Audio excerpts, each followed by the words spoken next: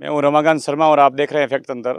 चूरू जिले की सुजानगढ़ तहसील के डूंगर बालाजी वीर हनुमान प्रसिद्ध मंदिर के नीचे हम खड़े हैं और आज चूरू लोकसभा से नए उम्मीदवार देवेंद्र जी झाझड़िया भाजपा के यहाँ आज सुजानगढ़ तहसील के देव दर्शन करने के लिए यहाँ जगह जगह घूम रहे हैं।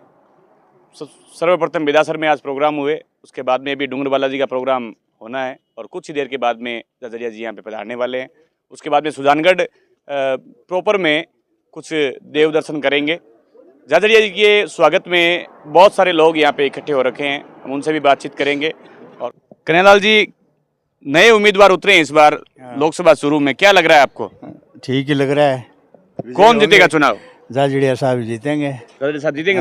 पक्का जीतेंगे। कितने वोटों की उम्मीद है? उम्मीद तो देखो साहब यहाँ कहीं कैसे का अंदाज है, पर जीतेंगे। जीतेंगे जरूर।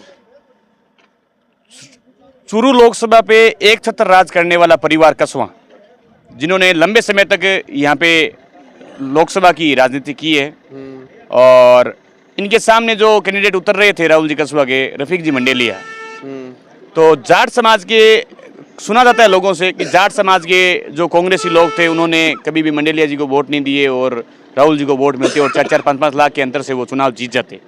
तो क्या अब क्या लग रहा है आपको कि माइनॉरिटी मुस्लिम जो वोट है, क्या वो राहुल जी कसवा को ही वोट देंगे या फिर इधर उधर जा सकते हैं?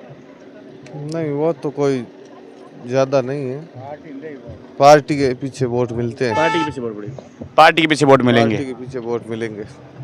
नारायण सिंह जी हमारे साथ है। नारायण जी क्या लग रहा है सुजानगढ़, काणूता, मंगरासर, बागसरा और बासीना, लालगढ़ जो बेल्ट है उसके अंदर क्या माहौल लगता है आपको झाझड़िया जी का?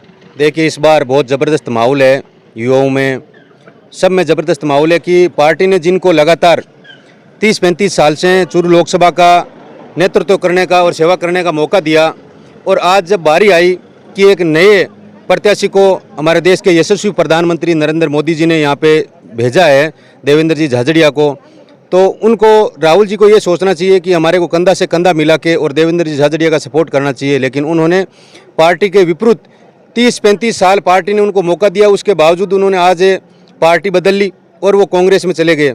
तो वो कांग्रेस में जाने पे क्षेत्र में, पूरे लोकसभा क्षेत्र में बहुत बड़ा रोष है लोगों में कि 40 साल पार्टी ने इनको मौका दिया और आज ये पार्टी के खिलाफ खड़े हो गए। तो निश्चित तौर पे पूर्ण बहुमत से हम यहाँ पे देवेंद्र जी झाझड़िया को विजयी बना रहे हैं। और हमारे, मैं काणूता मंडल की बात करूं तो वहाँ पे बहुत ज़बरदस्त रोष है लोगों में कि इस बार देवेंद्र जी झाझड़िया को एकतरफी वोटिंग करके और हम यहाँ काणूता मंडल से आगे निकालेंगे और चूरू लोकसभा क्षेत्र से ये जीत हम नरेंद्र मोदी जी की झोली में डालेंगे। और 400 पार का जो हमारा नारा है नरेंद्र मोदी जी का, इस बार हम 400 पार एकतरफी सीट लाके और देश में वापस प्रधानमंत्री श्री नरेंद्र मोदी जी को एक बार पुनः बिठाएंगे। राहुल जी कसवा अभी 2-3 महीने पहले ही पेपर लीक घोटाले में संसद में गरजे थे भयंकर तरीके से और कांग्रेस की सरकार पे हमला बोला था। क्या आज जो छत्तीसगढ़ में जो 300 करोड़ रुपए पकड़े गए थे विधानसभा चुनाव के दौरान, उनके अंदर भी राहुल जी कसवा ने खूब बोलबाला बोला, क्या अब वो बातें राहुल जी को अच्छी लगने लगी कांग्रेस में आते ही? उनको पार्टी से कोई मतलब नहीं है, उनको केवल सत्ता चाहिए।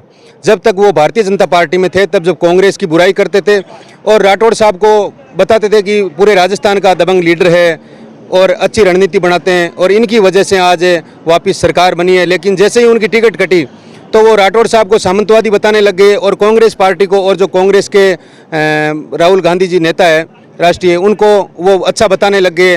तो वो उन लोगों की जो मानसिकता ऐसी है, उनको सत्ता चाहिए, केवल किसी पार्टी से, किसी व्यक्ति विशेष से मतलब नहीं है, उनको केवल और केवल सत्ता चाहिए। लेकिन इस बार चूरू लोकसभा क्षेत्र की पूरी जनता जाग चुकी है और उनको इस बार जो इन्होंने ये जो दल बदल का काम किया है और जो लोगों के साथ में जो ये जातीय देश भावना फैलाने का जो काम किया है और राठौड़ साहब पे जो इन्होंने आरोप लगाए हैं कि ये सामंतवादी है, तो इसका इस बार जनता उनको पूरा जवाब देगी। अगर राठौड़ साहब अगर सामंतवादी है और राठौड़ साहब पे वो अगर जातिवाद का अगर ये नारा थोपते हैं, तो मैं ये कहना चाहता हूँ कि उनके पिताजी जो राम सिंह थे वो सरपंच थे, सरपंच से उनको सीधा डायरेक्ट सांसद बनाया और उनको 3 बार सांसद बनाया, उनकी माताजी को एमएलए बनाया, 2 बार राहुल जी को एमएलए बनाया। अगर राठौड़ साहब अगर जातिवादी करते, अगर सामंतवादी होते। कमला कसवा हारने के बाद भी राज्य मंत्री बनाया गया था, आपको याद होगा। कमला कसवा हारने के बाद भी राज्य मंत्री बनाया गया था उनको, उस समय भी बीजेपी पार्टी ने कमला कसवा को महत्व दिया था। अगर राठौड़ साहब सामंतवादी होते तो चूरू में कांग्रेस के प्रत्याशी थे जय सिंह जी, उनको हरा के जय सिंह को और इनको एमपी बनाया। और चूरू में आप देख रहे हो अभी जो जिला प्रमुख है वो एसी से है, इन्होंने अपने किसी व्यक्ति को नहीं बनाया। चूरू में जो प्रधान है, उप प्रधान है, अभी चूरू में उन्होंने अपनी सीट छोड़ के और उनके अपने लक्ष्मण के रूप में मानने वाले हरलाल जी को उन्होंने वहाँ से चूरू का चुनाव जिताया। और उन्होंने चूरू में जब चुनाव थे, चुनाव प्रचार के दौरान उन्होंने एक बार ये मंच से कहा था कि देखो अगर मैं चुनाव हार जाऊँ तो कोई बात नहीं, लेकिन मेरा जो छोटा भाई है लक्ष्मण के रूप में इनको ये चुनाव नहीं हारना चाहिए हरलाल जी। तो उन्होंने निश्चित तौर पे हरलाल जी को चुनाव जिता के विधानसभा में भेजा। भले ही वो चुनाव हार गए वहाँ पे राहुल जी की वजह से, राहुल जी ने और राहुल जी के पूरे परिवार ने और उनके मिलने वालों ने वहाँ पे खुली गद्दारी की, इसका हमारे पास पूरा सबूत है। जातीय जो बातें चुनाव में चलती है कि ये चुनाव दो जाटों के बीच नहीं लड़ा जा रहा है, एक राजपूत और एक जाट के बीच लड़ा जा रहा है, ये बातें निराधार है। यदि राजेंद्र राठौड़, नारायण सिंह जी का कहना है, यदि राजेंद्र राठौड़ इस प्रकार की राजनीति करते तो हरलाल सारण को चूरू से टिकट नहीं मिलती, और हरलाल सारण को जिताने के लिए जितना दम राठौड़ ने लगाया उतना दम राठौड़ जी नहीं लगाते। एक तरफ तो परिवारवाद की बात करते हैं कि कांग्रेस के अंदर परिवारवाद है, एक गांधी परिवार को सपोर्ट किया जा रहा है, एक ही एक परिवार के पीछे भाग रहे हैं, और एक तरफ आज लगातार टिकट कटी, उसके बाद में पार्टी ने पार्टी छोड़ी, कांग्रेस पार्टी ज्वाइन की। तो क्या ये परिवारवाद नहीं है? क्या ये परिवारवाद की परिभाषा में खरा नहीं उतरता है? क्या इस प्रकार की राजनीति कहाँ तक जनता के मन में सही है? दल बदल का काम जो भी हुआ है वो आने वाले समय के लिए अच्छा नहीं होगा। और ये जो जातिगत भावना, भेदभाव फैला करके इस चुनाव को ऊपर दिखाया जा रहा है, ये जातीय भावना छोटे छोटे गांवों के अंदर ये विरोध करेगी, और जो आपसी जो भाईचारे और प्रेम की जो बातें हैं उनके अंदर दरार डालने का काम कर सकती है। नारायण सिंह जी, एक मेरा अंतिम सवाल आपसे,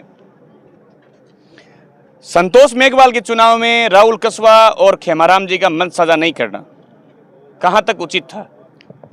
वो तो ये चाहते थे कि इन्होंने ये जो टिकटें बांटी है राठौड़ साहब ने बांटी है, जबकि टिकटें हाईकमान ने तय की थी और पार्टी सर्वे के आधार पर टिकट देती है कि कौन वहाँ पे सर्वे में तेज है, कौन जिताऊ कैंडिडेट है।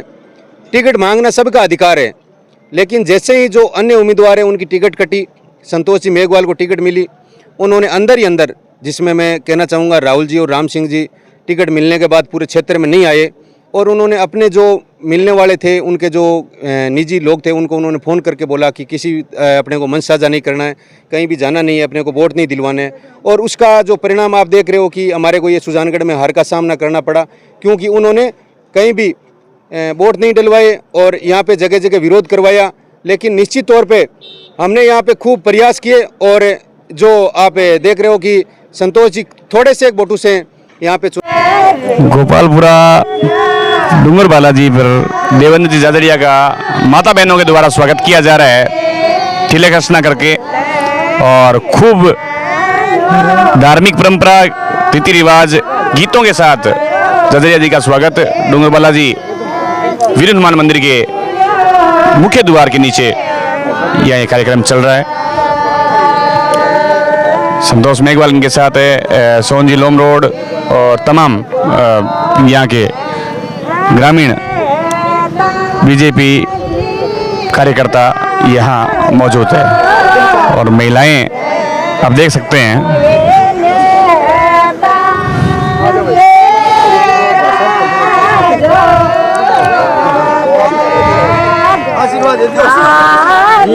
आशीर्वाद लेते हुए माता बहनों से जादड़िया जी प्रणाम करके, जो परंपरा है, इतनी शालीनता एक नेता के अंदर होनी चाहिए। और देवेंद्र जादड़िया के नारे यहाँ पे लगते हुए, केंद्र में नरेंद्र और चूरू में देवेंद्र के नारे डूंगर बालाजी में गूंजते हुए